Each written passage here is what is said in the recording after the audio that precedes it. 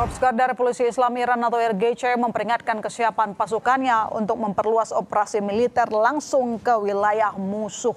Melalui siaran langsung, penasehat senior RGC Brigade Jenderal Muhammad Reza Naqdi menyatakan bahwa militer Iran kini ditugaskan untuk mengembangkan kemampuan menyerang jauh di luar perbatasan negara.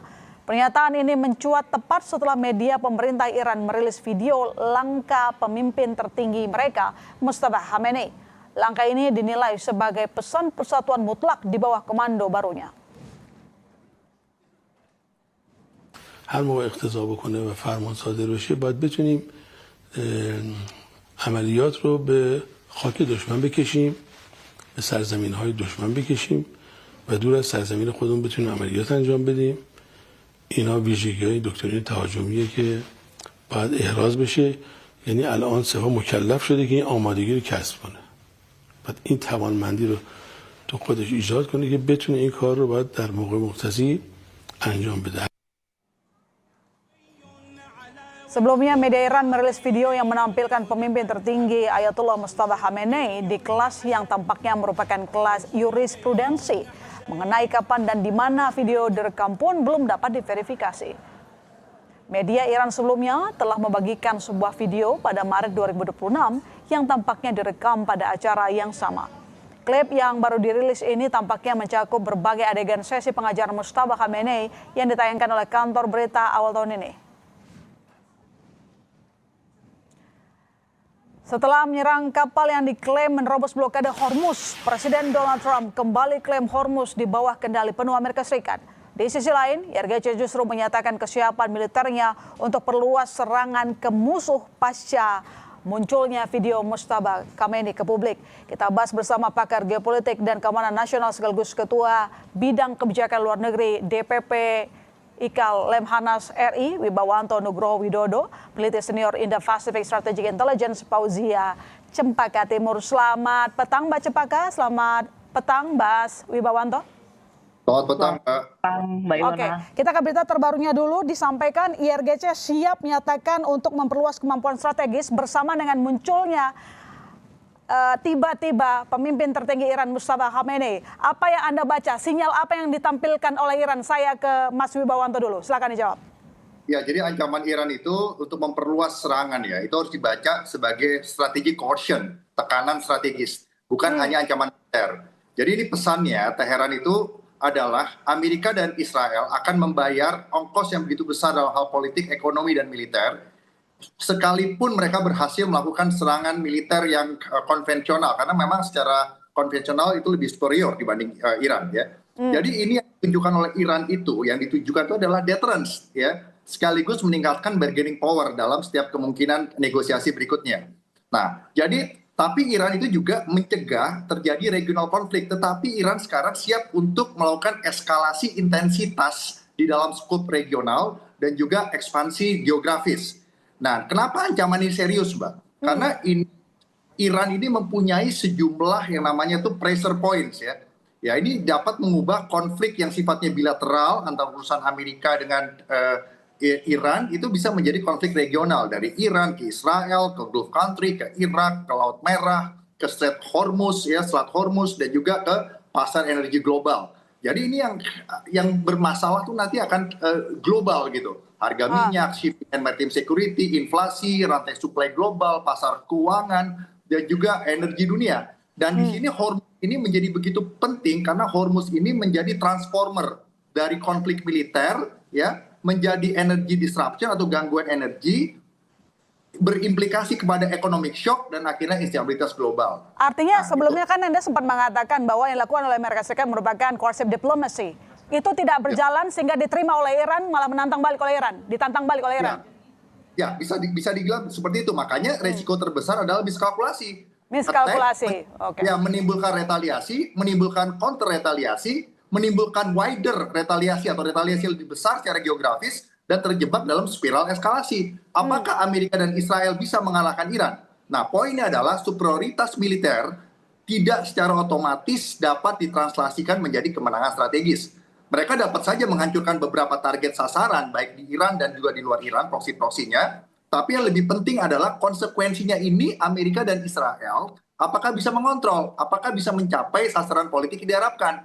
Nah, karena Iran juga harus dihitung masih mempunyai kedalaman strategis dalam pertahanan, kemampuan-kemampuan asimetris, rudal drone dan lain-lain, sehingga tujuan Iran itu bukan mengalahkan Israel dan Amerika secara militer, Mbak, tetapi menimbulkan kos kemenangan yang begitu besar bagi Amerika, bagi Israel, bagi negara-negara Gulf, ya, dan juga bagi kepentingan global gitu. Oke, Nah, baik, saya coba ke Mbak Cempaka. Mbak Cempaka, apakah Anda juga melihat hal yang sama bahwa di sini Amerika Serikat miskalkulasi sehingga akhirnya konsep diplomasi yang disampaikan oleh Amerika Serikat disambut oleh Iran dengan pemilihan 2 pemimpin, lalu kemudian munculnya pimpinan tertinggi Iran?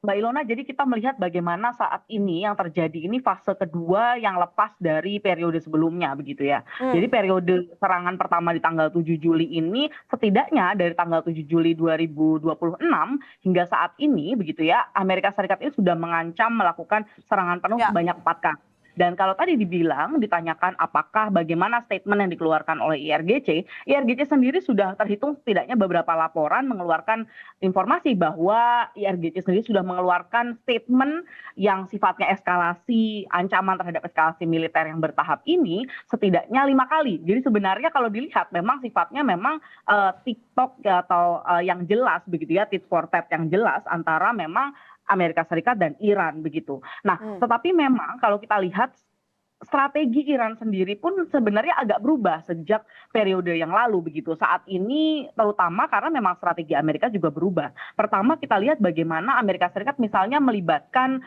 Arab Saudi dalam salah satu serangannya beberapa waktu yang lalu, dan salah satu narasi yang diangkat oleh Iran adalah dalam menanggapi hal ini adalah tadi disampaikan terkait dengan regional escalation begitu ya, eskalasi yang sifatnya regional, dan bagaimana statement yang dikeluarkan oleh Iran adalah misalnya pada tanggal 26 Juli 2026 adalah ketika Amerika Serikat justru menyeret Arab ke perang yang tidak perlu. Jadi ini sebenarnya kita sudah lihat bagaimana statement-statement yang keluar ini, resiko yang paling tinggi adalah bagaimana meluasnya perang ini secara geografis begitu, di mana tentu saja Yordania hingga negara-negara Teluk. Namun juga kita lihat saat ini dampak yang paling strategis atau bahkan adalah ketika serangan dilakukan oleh di Bab el Mandeb oleh Houthi gitu ya, dan selama ini meskipun Houthi sendiri sudah melakukan blokade pada beberapa, maksud saya melakukan blok kepada kapal Israel dan juga kapal Arab Saudi pada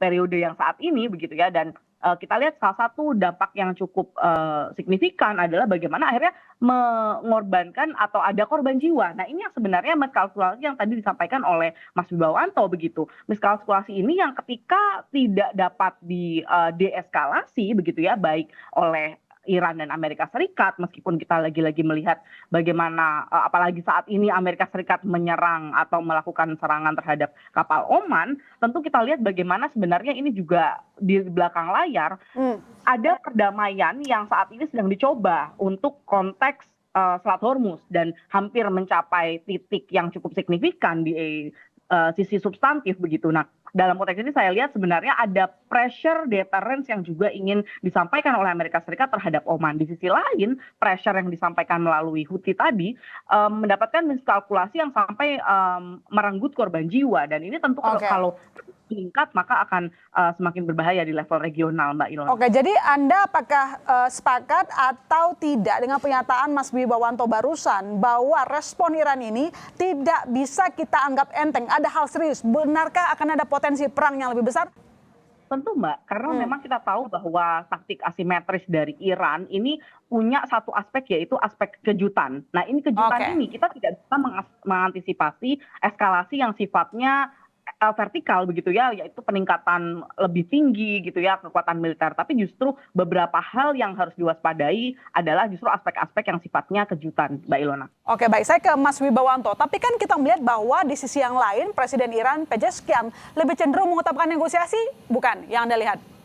Ya memang negosiasi jalan, tetapi tekanan militer itu tit for tat, Mbak, jadi balas-membalas. Jadi sekarang itu kondisinya adalah sebuah konflik regional dengan konsekuensi sistemik global. Kenapa? Ada masalah energi global yang kena, masalah perdagangan nasional, masalah keamanan maritim, masalah ekonomi dunia, dan yang penting adalah masalah Amerika, China, dan Rusia. Great power politics sekarang besar keterlibatannya gitu, langsung dan tidak langsung. Dan selain itu stabilitas kawasan Indo-Pasifik. Nah, sekalian saya mau sampaikan beban buat Indonesia ini adalah juga penting gitu, keamanan energi, keamanan ekonomi, maritim, ketahanan nasional. Jadi kita sendiri juga melihat ini merupakan suatu ancaman yang nyata di depan mata nih sekarang kita gitu. Kita harus ambil posisi otonomi strategis, kita juga harus ketahanan nasionalnya kuat, kita harus siap di dalam masalah keamanan maritim, dan kita juga harus berupaya diplomasi aktif untuk mendeeskalasi.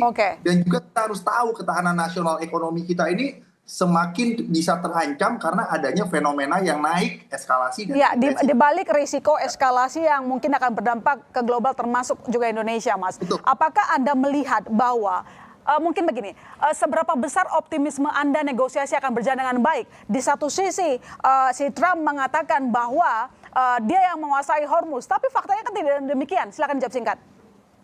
Ya, saya masih melihatnya 50% ini bisa menjadi eskalasi yang tidak terkontrol, dan 50% tidak terkontrol. Ya, saya masih melihat seperti itu. Karena dari kedua belah pihak itu tidak ada kepercayaan, dan kedua belah pihak itu menggunakan tekanan, menggunakan diplomasi, dan menggunakan operasi psikologis termasuk bluffing satu sama lain. Yang bisa menimbulkan eskalasi. Itu poinnya, Mbak. Oke, baik. Saya ke Mbak Cepaka. Mbak Cepaka, jadi sebenarnya Amerika Serikat itu maunya apa?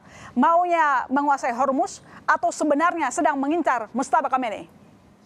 Tentu yang jelas adalah ingin mengembalikan posisi Hormuz seperti semula. Karena itulah akhirnya gencatan senjata yang sudah disepakati di Bergenstock Agreement itu kan gagal begitu ya Mbak, ya MOU-nya. Karena memang yang diinginkan oleh Amerika Serikat adalah oleh Trump adalah kondisi Hormuz ini kembali ke semula. Tidak ada penetapan fee, tidak ada jalur utara dan selatan yang dikontrol oleh Iran maupun negosiasi agreement fee yang saat ini sedang didiskusikan dengan Oman. Jadi ini yang diinginkan oleh Amerika Serikat sebenarnya. Kembali ke posisi awal sebelum perang, dan juga bagaimana konteks-konteks lain terkait pembekuan aset dan juga nuklir tentu saja diikuti. Namun tentu saja sampai saat ini kan memang belum menemukan nih jalan tengahnya, dan terutama secara substantif.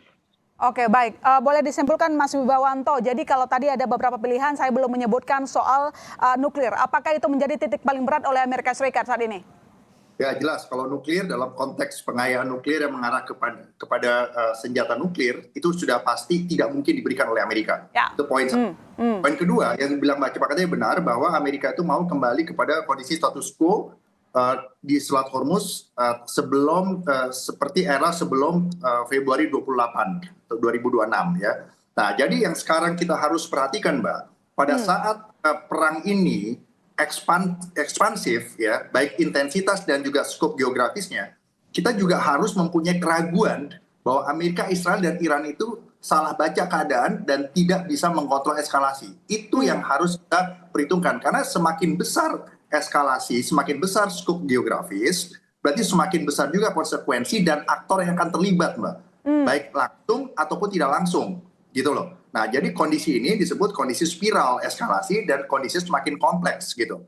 Nah, ini yang kita juga harus lihat dari masing-masing kondisi domestik. Kalau kita lihat di Amerika melihat bahwa melawan Iran ini adalah perang mereka selama 47 tahun.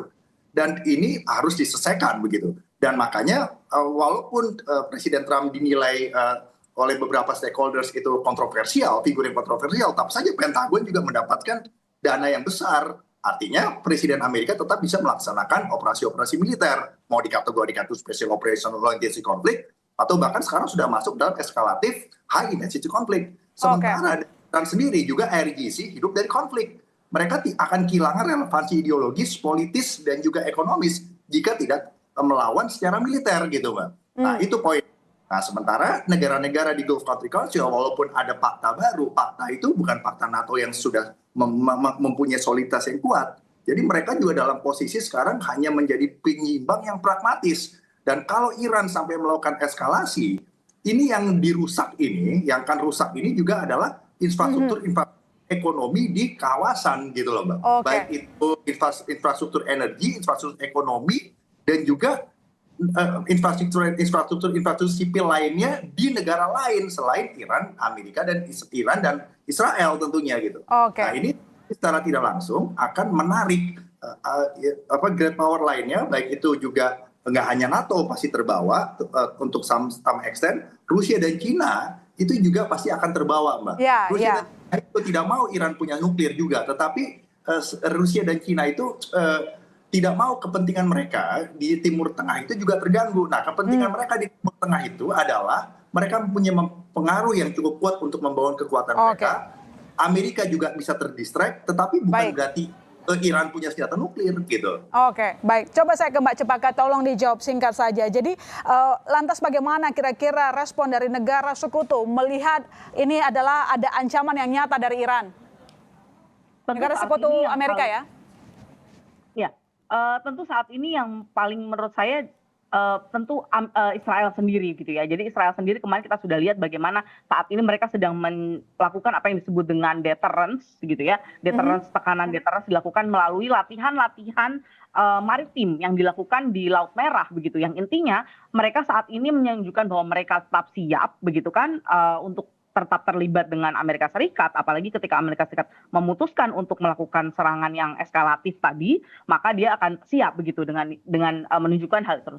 Namun hal ini kita harus lihat bagaimana Iran sendiri masih sangat terukur dalam melakukan serangannya. Sampai saat ini Israel belum dilakukan serangan yang sifatnya langsung begitu. Dan berbeda dengan periode di Februari hingga Juni lalu, Mbak Ilona. Baik, terima kasih Mbak Cempaka, terima kasih Mas Wibawanto telah bergabung di Kompas Petang.